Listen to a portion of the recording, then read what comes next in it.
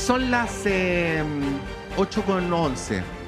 Hoy, exactamente hoy, y abierta para toda la comunidad, no solamente de la Universidad de Chile, sino del país, a las 5:30 de la tarde en nuestra casa central va a ocurrir un hito muy, muy importante para la universidad y para la educación chilena.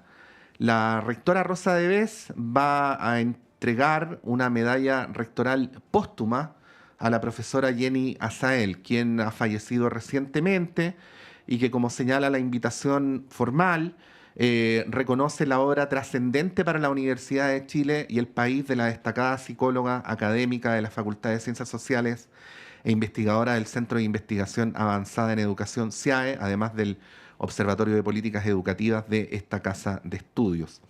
Es un homenaje muy merecido a Jenny, que falleció el año pasado, y si me permiten decir un segundo en lo personal, a nuestra querida e inolvidable Jenny.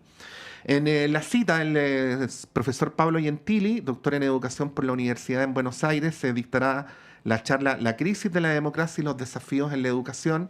Tenemos para adelantarlo de la tarde y por supuesto para promover la invitación a que todos y todas ustedes asistan a través del contacto al profesor Pablo Gentili. Pablo, muy buenos días, gracias por conversar con nosotros y nosotras a esta hora de la mañana.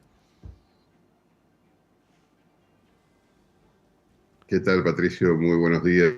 Un saludo muy especial para ti aquí en Santiago y para todos tus oyentes, tus oyentas, las personas que acompañan este importante programa. Sí, Pablo, quería partir por preguntar qué representa para ti, para tu trayectoria, para tu trabajo en la educación, ser parte de una ceremonia como esta, que además es tan especial. Es inhabitual que la Universidad de Chile entregue medallas rectorales póstumas, así que esto ya algo nos dice sobre la trascendencia del aporte de Jenny Azael.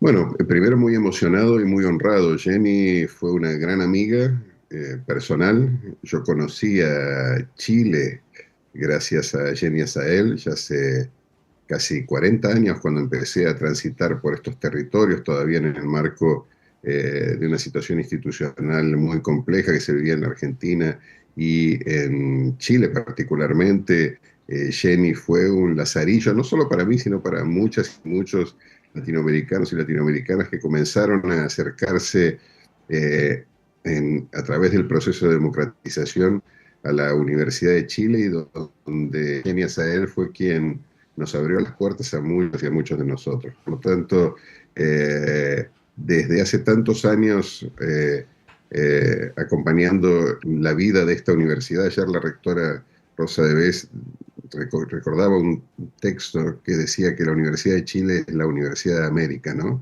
Y eso fue posible gracias a muchas personas como Jenny Azael, que fueron capaces de construir ese espíritu cosmopolita, internacionalista que tiene esta universidad y que hoy tan justamente vamos a homenajear, ¿no? Y a entregar a la universidad esta medalla póstuma. Sí, a las 5:30 de la tarde en la Casa Central, abierto para toda la comunidad. Decir nomás para luego pasar a otros temas, Pablo, que Jenny no solamente tuvo un gran trabajo académico, sino un trabajo desde siempre comprometido con las comunidades educativas, con el gremio docente, en fin, con lo que podríamos llamar la comunidad educativa y sus reivindicaciones, ¿no? No fue solamente una obra de academia, que ya es una obra relevante, por cierto, sino que además fue todo lo que yo menciono. Sin lugar a dudas, y creo que tú dices, Patricia, una cosa muy importante y que creo que es necesario recordar. O sea, las grandes personas que han contribuido no solo con la Universidad de Chile, sino que contribuyen cotidianamente en nuestras universidades en América Latina y el Caribe, no son solo grandes profesionales importantes, rigurosos, personas formadas, que trabajan, dedicadas, que publican, que producen, sino también personas que se comprometen con la realidad Mm. de sus pueblos y fundamentalmente que piensan la universidad como una plataforma desde la cual se pueden mejorar las condiciones de vida, el acceso a derechos, las libertades, todas las condiciones que hacen no solo a las luchas y a las resistencias, sino también inclusive a la formulación de políticas públicas que le pueden mejorar la vida a la gente. Y esa fue Jenny Azael, una intelectual comprometida con su tiempo, comprometida con su país, rigurosa como intelectual y también una persona muy generosa y que sabía perfectamente bien que para ser un buen intelectual hay que salir de las universidades y escuchar a la gente. Sí. Y esa voz de nuestros pueblos es la que nos inspira, nos ayuda y también a mejorar nuestras universidades. Y ese es el reconocimiento que entiendo la Universidad de Chile le está haciendo hoy, después de haber sufrido esta enorme pérdida que fue la desaparición de Jenny hace muy poco tiempo y que tanta tristeza generó no solo aquí en la universidad, sino en muchísimas universidades de América Latina, del Caribe y del mundo. Sí. Pienso y con eso cerramos el punto que paradójicamente a Jenny probablemente le daría algo de pudor ver todo esto porque fue una persona que en vida siempre se alejó del egocentrismo, ¿no? Tenía una concepción del trabajo muy colectiva. Pablo, pasando a un tema, fíjate que me imagino que todo esto es una coincidencia, pero esta conferencia que tú vas a dar, cuyo título es La crisis de la democracia y los desafíos en la educación, ocurre un día después de lo que comentábamos hace poquitos minutos, del día en que la sociedad argentina conmemora el aniversario número 49 del golpe y además se moviliza contra las políticas de la desmemoria, del negacionismo del gobierno de Milei. Y me preguntaba, y seguramente esta es una pregunta, Pablo, no para los poquitos minutos que tenemos en radio, sino para varios días de conversación, así es que aludo a tu mayor capacidad de síntesis posible. ¿Cómo fue que en nuestras democracias llegamos a esto, ¿no? Y, y qué rol le asignas a la educación en poder generar una realidad distinta a la que estamos viviendo o a la que muchos dirían estamos padeciendo? Bueno, esto es muy importante, Patricio, porque no hay ninguna duda que se lo analice por el lado que se lo analice, las democracias están en crisis. Esta no es una preocupación de las personas que somos democráticas o que hemos trabajado a lo largo de nuestra vida para fortalecer, consolidar y ampliar las fronteras de nuestras democracias. Es una cuestión que reconocen hasta las personas poco democráticas. Eh, y hay varios motivos que explican esto y sin lugar a dudas hay varias consecuencias de estos. Los motivos son muchos. Primero, el fracaso de las grandes expectativas o promesas que la democracia ha hecho en nuestras sociedades y que lleva a muchas personas a pensar que la democracia, lejos de ser la plataforma a partir de la cual se amplían, mejoran y multiplican sus oportunidades de vida, sus derechos, su bienestar, su felicidad, su libertad, comienzan a considerarla un obstáculo, una barrera, no un puente hacia un futuro mejor, sino una muralla que bloquea Mm. obstáculo a un mundo mejor. Esto lo piensan no solo las personas que han tenido mucha experiencia a lo largo de 40 años, vivimos en América Latina el periodo de mayor estabilidad democrática de nuestra historia, nunca hubo tanta estabilidad democrática. Y sin embargo, parecería ser que después de 40 años de democracia, especialmente en los países del sur de América, la gente sigue pensando en algunos de nuestros países que las dictaduras serían mejores. Las investigaciones que ha hecho el Latino Barómetro en los últimos años en este sentido son verdaderamente dramáticas, porque año tras año lo que se ve en muchos de nuestros países es que ante la pregunta de si las personas preferirían vivir en democracia o en dictaduras, muchas responden que les da absolutamente lo mismo y otras responden que preferirían las dictaduras porque en las dictaduras hay más orden, hay más seguridad y hay más certezas, que la democracia es un universo de incertidumbres que además genera privilegios y esto naturalmente se asocia a una idea que está muy instalada en nuestras sociedades, lamentablemente, y es que la política es el espacio del privilegio, no el espacio del trabajo por el bien común. Hay razones más que justificadas para que la gente piense esto, porque efectivamente, si vemos que estamos en el mayor periodo de estabilidad democrática y que a pesar de eso continuamos siendo la región más desigual del planeta, o sea, donde los ricos se vuelven cada vez más ricos y los pobres se vuelven cada vez más pobres, y esto tiene consecuencias directas un empeoramiento en las expectativas de vida de nuestra población, es lógico que la gente tienda a desconfiar del sistema político que le han prometido sería la llave del cofre de la felicidad para poder mejorar sus condiciones de vida. Un estudio que ha realizado el Banco de Desarrollo en América Latina y el Caribe, CAF, que se llama Desigualdades Heredadas, muestra muy bien esta tendencia, cómo inclusive, no solo objetivamente las nuevas generaciones, por primera vez en muchos de nuestros países, están peor que las anteriores, sino también que la expectativa que tienen muchas de nuestras sociedades es que sus condiciones de vida a lo largo del tiempo van a empeorar y no mejorar.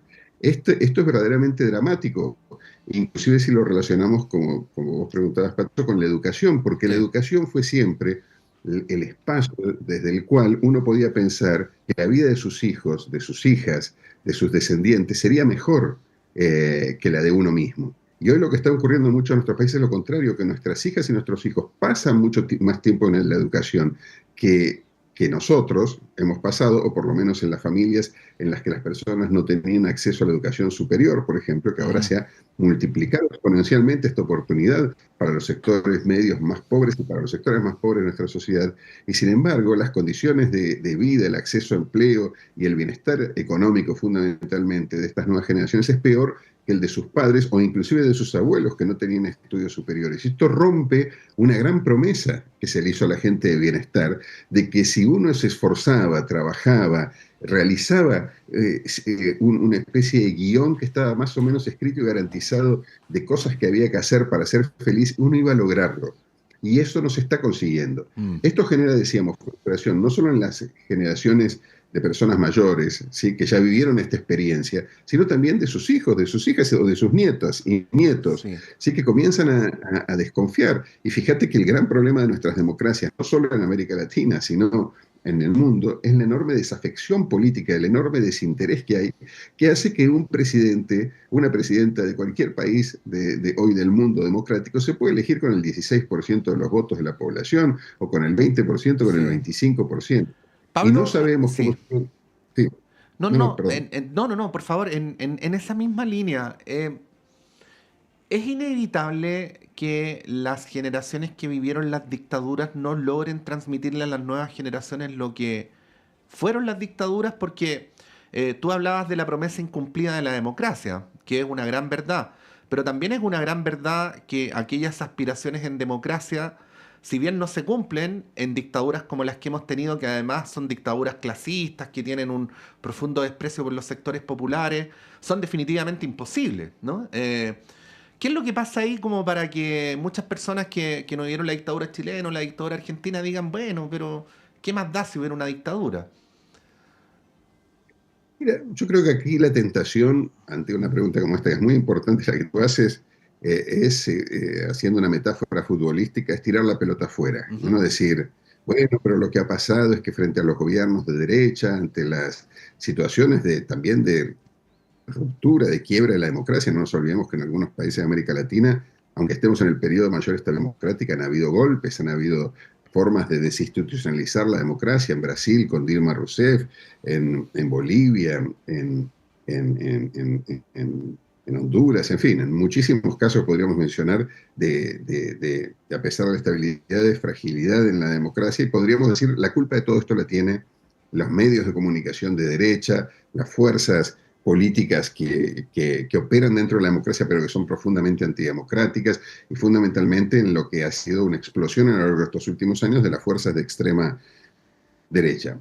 Esto creo que es verdad, pero es la respuesta más fácil y es Ujú. la respuesta que más nos consuela y que nos saca de poder enfrentar, y estamos homenajeando hoy a una intelectual que además de una gran persona, era una persona con mucho coraje, y las cosas en el mundo intelectual y en la universidad se tienen que decir con coraje, el coraje que tenía Jenny para decir las cosas.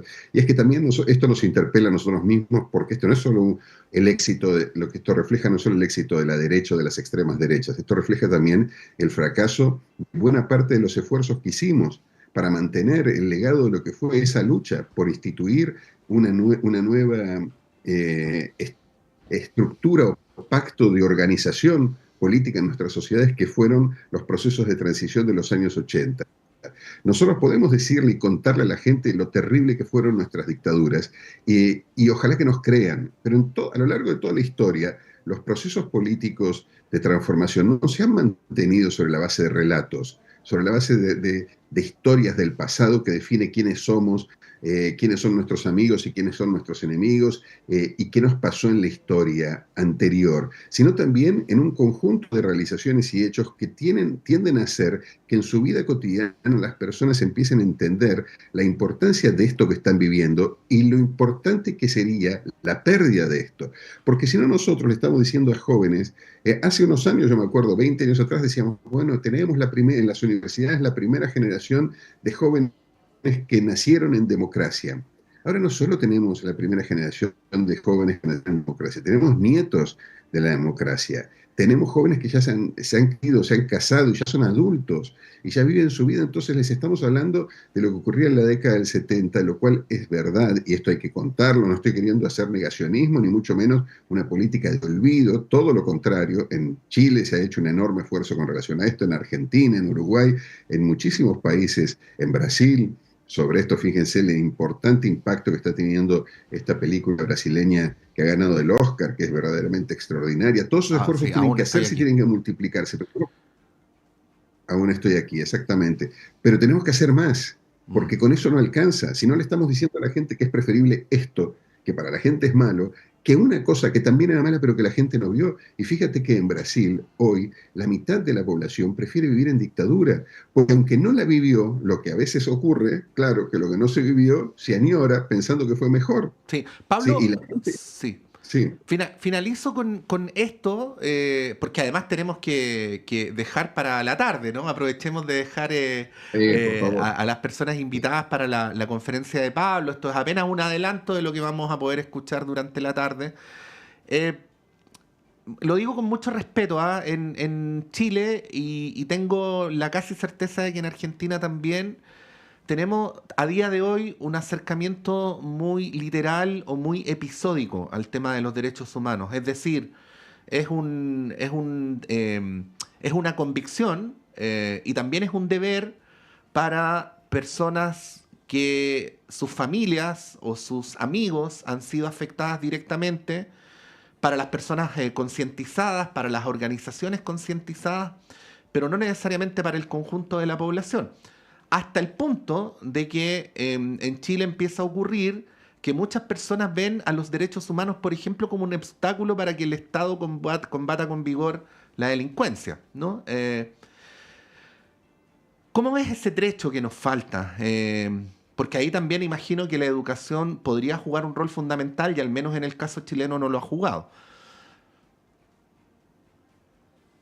Exactamente, bueno, tú dices ahí, das en la clave, la pregunta si fuera dicha como una afirmación tiene total valor desde mi punto de vista. Nosotros tenemos que, sin lugar a dudas, transformar el discurso, la lucha por los derechos en una lucha no de todos, y esto supone, y de todas, y esto supone reconocer que hay, claro, una dimensión directamente vinculada a nuestra historia, y a una herencia que tenemos fundamental, que tenemos que reivindicar, que es la lucha por los derechos humanos en las dictaduras, pero también tenemos que reconocer que esa lucha se tiene que dar hoy cotidianamente en muchísimos espacios que hace 40, 50 años atrás ni siquiera eran reconocidos como tales, y que puede ser una posibilidad esto de interpelar, de llamar, de convocar a muchísimos sectores sociales que, como tú dices, hoy empiezan a ver que los derechos sociales son, como se dice en Brasil, el derecho de los bandidos a cometer delitos, Ujú. ¿sí? Y empiezan a entender que la posibilidad de cumplir mucho y de realizar muchos de sus sueños, de sus aspiraciones, tiene que ver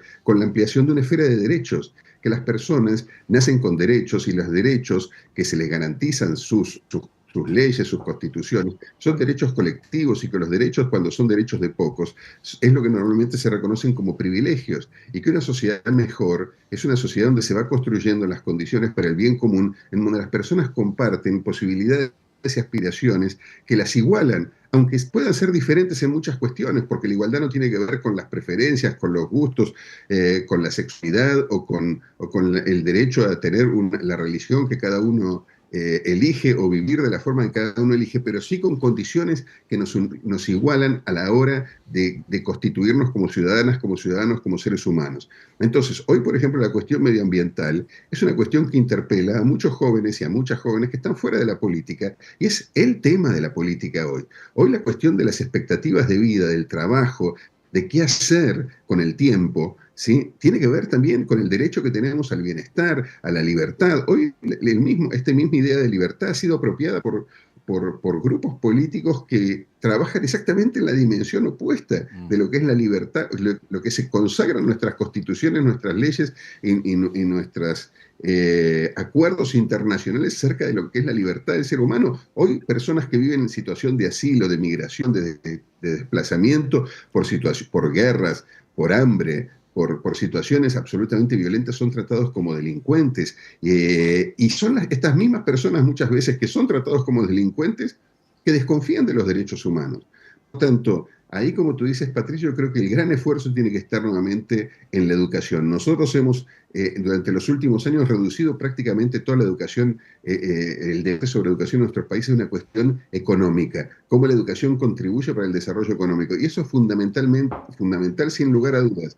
Pero también hay una dimensión de la educación democrática en nuestros países que tiene que ver con la posibilidad de que la educación tiene que ser la plataforma donde se construyen, se entienden, se comprenden, se reconocen subjetivamente los derechos y se comienzan a ejercer los derechos. Ujú, Nosotros no podemos tener sociedades participativas si las escuelas no son participativas. mm. No podemos tener sociedades que respeten a las personas ante sus diversidades si las escuelas no respetan las diversidades. No podemos tener sociedades se horrorizan frente a la incapacidad de reflexión de las personas frente al horror si en nuestras escuelas no se reflexionan acerca de los horrores que estamos viviendo. Y si no se puede pensar sociedades en donde las personas no sean libres, no sean responsables, si en las escuelas no se construye una cultura de la libertad y una cultura de la responsabilidad. Por Sí. lo tanto, tenemos un enorme desafío. No significa dejar de pensar que la escuela y el desarrollo económico están unidos, porque están indisolublemente unidos, pero significa sí recuperar el papel político de la educación para construir sociedades mejores. Ese es el legado que nos ha dejado Jenny Asael y ese es el homenaje que hoy vamos a rendirle en la Casa Central de la Universidad de Chile, donde nos vamos a reunir no solo para recordarla, sino también para proyectar estas ideas hacia el futuro. Así es, va a tener por supuesto, una significación solemne, pero que al mismo tiempo va a ser una celebración de la vida y de la obra de Jenny. Como decía en un segundo que me permitía en lo personal, Pablo, una persona que yo también quise y admiré mucho. A las 5:30 de la tarde, entonces, va a ser la ceremonia en la Casa Central, encabezada por la rectora Rosa de Beth, donde se le va a entregar la medalla rectoral póstuma a la profesora Jenny Asael. En ese contexto es que nuestro entrevistado, el doctor Pablo Gentili, va a dictar la charla La crisis de la democracia y los desafíos de la educación. Muchas gracias por esta entrevista en sí misma, Pablo, pero además es lo que nos sirve para convocar a lo de la tarde. Que estén muy bien y hasta entonces. Ahí teníamos, sí. Ahora, Ahí teníamos a Pablo Gentili. Vamos a ir un breve alto y a la vuelta a nuestro panel de conversación.